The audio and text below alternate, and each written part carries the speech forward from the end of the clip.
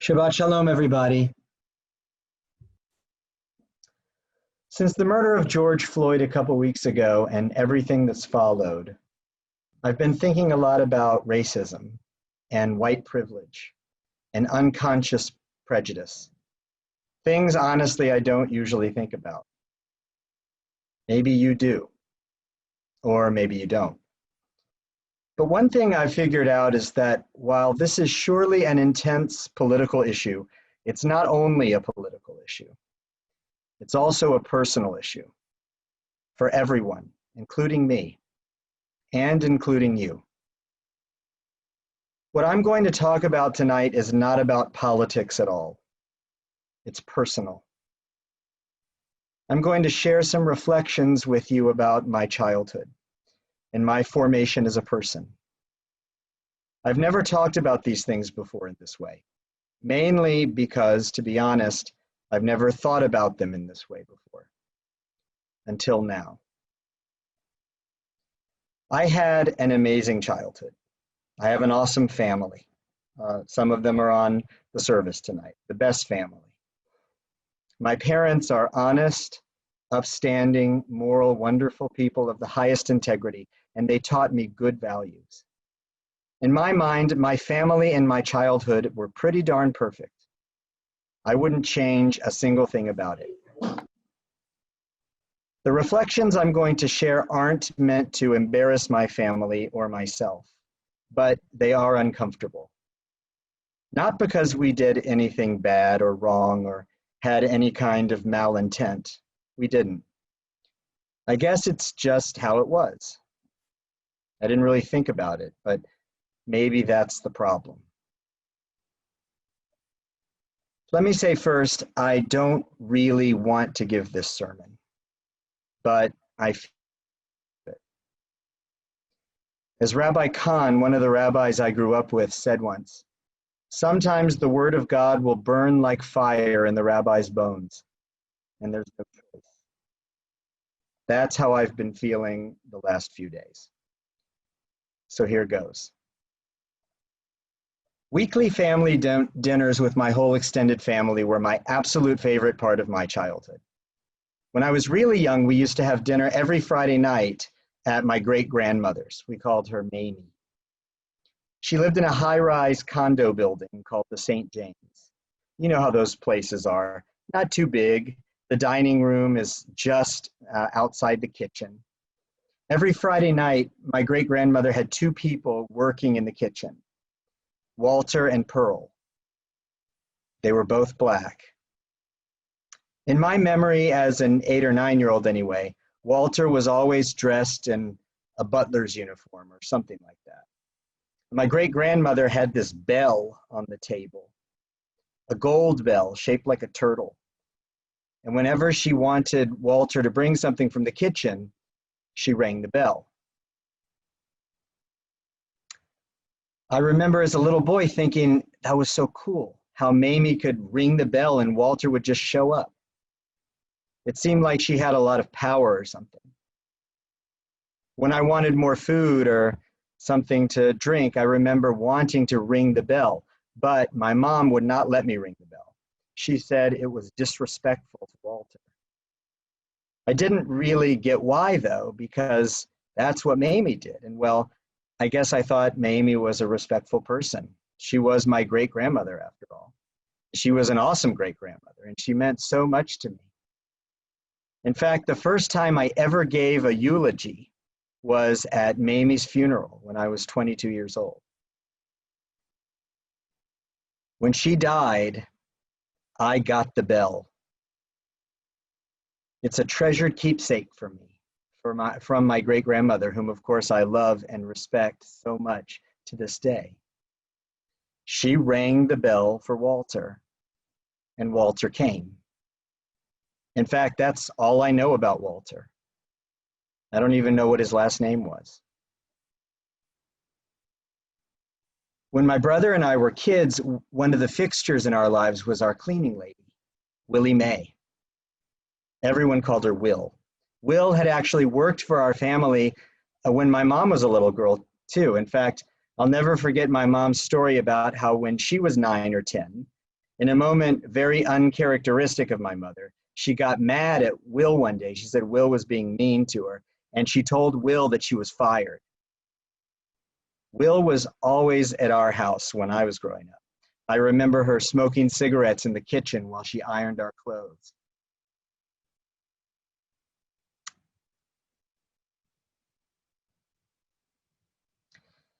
And I remember her watching what she called her stories on TV. She made us lunch when we were home during the summers. She always cut the crust off the bread. I remember my mom coming home from work and all of us getting in the car to drive Will to the bus stop over on Beechnut Street. Will was the only person I ever knew who took the bus in Houston. Why did she take the bus, I used to wonder. All I knew is that she lived way far away, over off Scott Street, where the Black people live. And I figured it was too far for us to drive, or too dangerous. Because Will lived in what my friends and I used to call the projects. I remember going out there sometimes, off Scott Street, because whenever my brother or I had to stay home from school sick, Will was our babysitter. And for some reason or another, on those mornings, my dad would always drive us out there to pick Will up. Excuse me. I remember it looked kind of scary over there off Scott Street. And I used to hide in the floorboards of the car until she came out.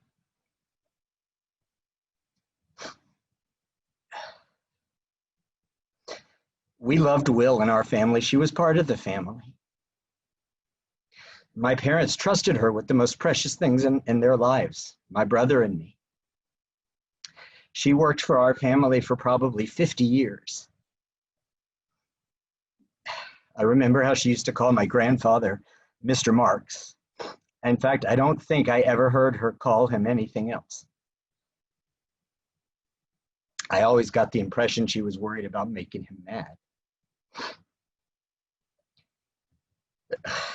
My grandfather. My grandfather was a true character. Pop, I've talked about him before. Pop was a true small-town Texas boy. He used to keep a bottle of scotch in his car, velcroed underneath the driver's seat, and he was known to steal a swig or two while driving us to the Astrodome for an Oilers game. Pop was a big booster of the Texas Longhorns football program, and he used to help recruit for the team. He was the guy who did stuff like giving the recruits credit cards in his name to use at the gas station to fill up their cars. Many, if not all of the players were Black. Pop really cared about those players, and they loved him like a father. He helped give them the opportunity to go to college. He looked out for them and gave them money to help their families. He was good to them because Pop was a good man. He was successful and respected, even if he could be a bit rough around the edges. I loved and admired my grandfather. I guess it didn't matter so much that when he talked about the players, or when we all watched football together on Thanksgiving Day, he'd refer to them by the Yiddish epithet for Black. In fact, that was probably one of his favorite words. And we never said anything. We actually thought it was kind of funny how Pop used to talk. All these people were formative in my life. They're part of who I am and how I see the world. Today, with everything going on, these stories sound bad. But maybe the most embarrassing thing, I guess, is that we weren't ever really embarrassed by them. I didn't mean any harm by wanting to ring the bell for Walter, or hiding in the floorboards when we went to pick up Will, or laughing when Pop talked about the football players and imitating him later on. It's just how it was. We're good people. We're not racists. We loved Walter and Pearl and Will and her grandsons Rico and Patrick. We trusted Will with our lives and gave her a good job with a family who cared about her for 50 years. Pop helped those players and gave them a chance.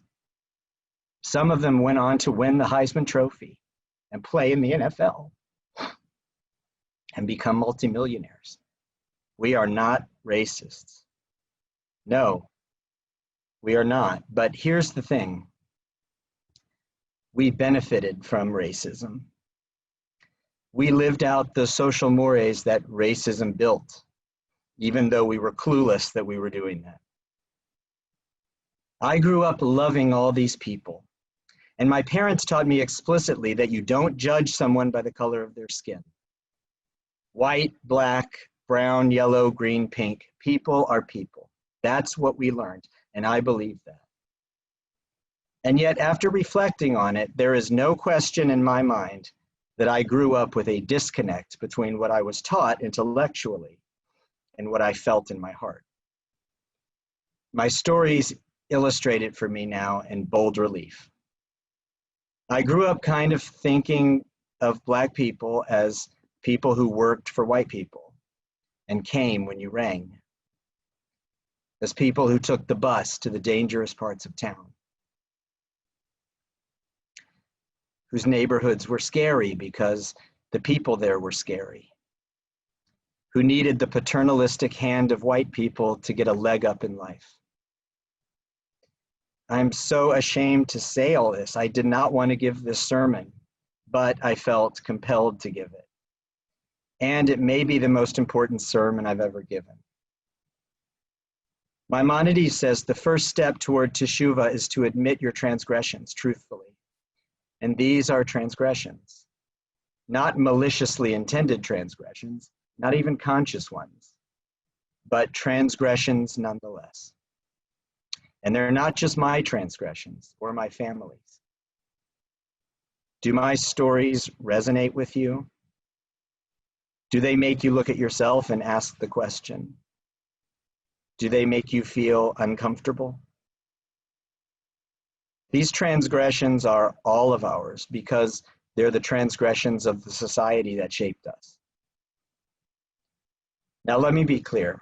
I do not believe in collective white guilt. I do not believe, as some do, that white people are culpable simply because of the color of their skin. To believe so, in my mind, is itself racist and a grave transgression. I do not believe that sin and guilt are genetically transmitted from one generation to the next. We Jews have too much personal experience with that. We know from our own history the impact of the evangelist Matthew's slanderous claims that the Jews killed Christ and that his blood will forever be, quote, upon us and on our children. No, I reject that ideology. In my view, it can be as insidious and soul-destroying as racism. My family are all good people, period, full stop. I believe I am a good person. We do not hate or seek to denigrate anyone. The people who contributed to my formation are good-hearted people with the highest morals and integrity, the best. But that doesn't change the fact, which I affirm tonight, that as a white person who grew up in a wealthy, privileged white community, I have been shaped in part by and benefited from attitudes that are racist. It's uncomfortable to admit, but it's true. And what's also true is that people like me, people like you, grow up to be business owners and attorneys and lawmakers and judges and teachers. And we in turn contribute to the formation of our children and our society. And over time, the whole ecosystem becomes a reflection of the subtle, seemingly benign attitudes of the people who shape it. That's what they mean by systemic racism. I'll admit, I blew that stuff off for a long time. I didn't want to hear it. I don't think any of us does. But something happened this week that caused the word of God to burn like fire in my bones. I hear the commandment. And as the Reformed Jewish philosopher Jacob Petakovsky said, once you hear the commandment, it becomes an obligation for you to fulfill it. How am I going to do that? How are we going to do that? Honestly, I have no idea. I think it starts with just listening. Listening to each other's voices. Listening to the stories of people whose experiences are different from ours. Listening for that still small voice of God to guide us. I have no idea yet what I'm called to do, and no idea what I'm calling you to do, except to listen. Next Wednesday night, we're going to have a congregational listening session on Zoom. The purpose is just to be together and hear each other. What are you thinking? What are you feeling? What comes next? I hope you'll join us for that. And maybe, just maybe, together we can figure out how to build a world of peace, acceptance, equality, and love for everyone. Shabbat Shalom.